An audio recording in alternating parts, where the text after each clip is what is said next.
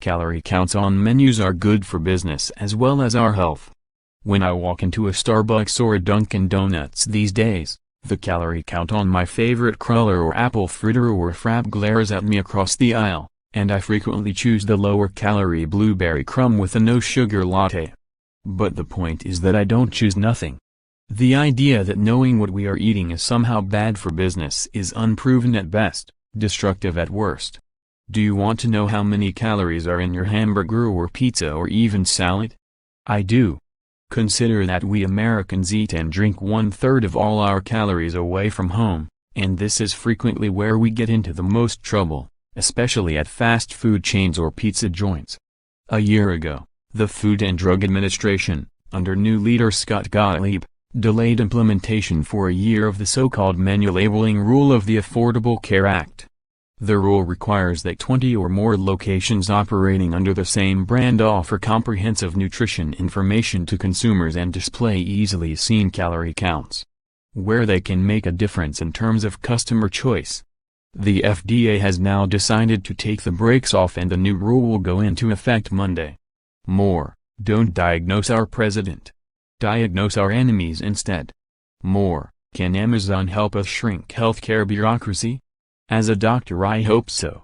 This could have a big impact on public health, though predictably, not everyone is happy. Some pizza chains in particular are complaining that the cost of implementing these changes is too high, especially when there are so many toppings per pizza, delivery menus to consider, and pizza makers are concerned about consequences if they fail to comply. They are wrong. The FDA intends to suggest easy-to-use low-cost menus with a range of calories to fit varying toppings, and strict enforcement is not envisioned. Many chains are already compliant. And if you get an extra piece of cheese on your cheeseburger, no one will be punished for it. Pizza is a big part of the American diet. Overall, 13% of the U.S. population over the age of 2 consumes pizza on any given day. But the problem goes well beyond just pizza. About 40% of U.S. adults are obese, which increases risk for heart disease, diabetes, stroke and some cancers. Gottlieb told me in a recent interview I did with him for Fox News that he believes menu labeling is part of the proper treatment of the problem. Data show that if you have information on menu labels, the average consumer will reduce their caloric intake by 30 to 40 calories a day. And that turns out to be about 3 to 5 pounds a year that you can lose by just having better information, he said. More, let food stamp recipients eat socialism policing the USA, a look at race, justice, media. People become obese in the first place by eating 64 calories incrementally per day, Gottlieb added. So if you can reduce caloric intake by this amount, you are a long way toward reducing the caloric intake enough to actually affect obesity rates in this country.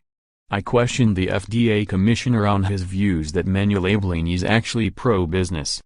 It's pro-competition, he said, because restaurants are going to probably reformulate their foods in ways to make them more healthful. Certain consumers are going to want low-calorie options.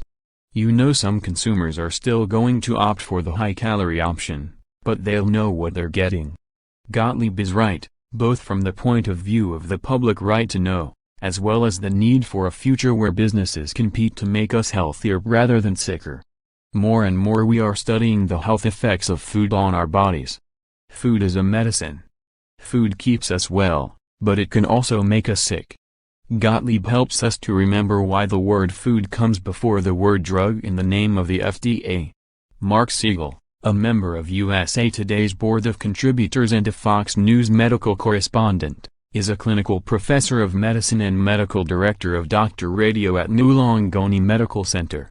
Follow him on Twitter, @DriveMarkSiegel.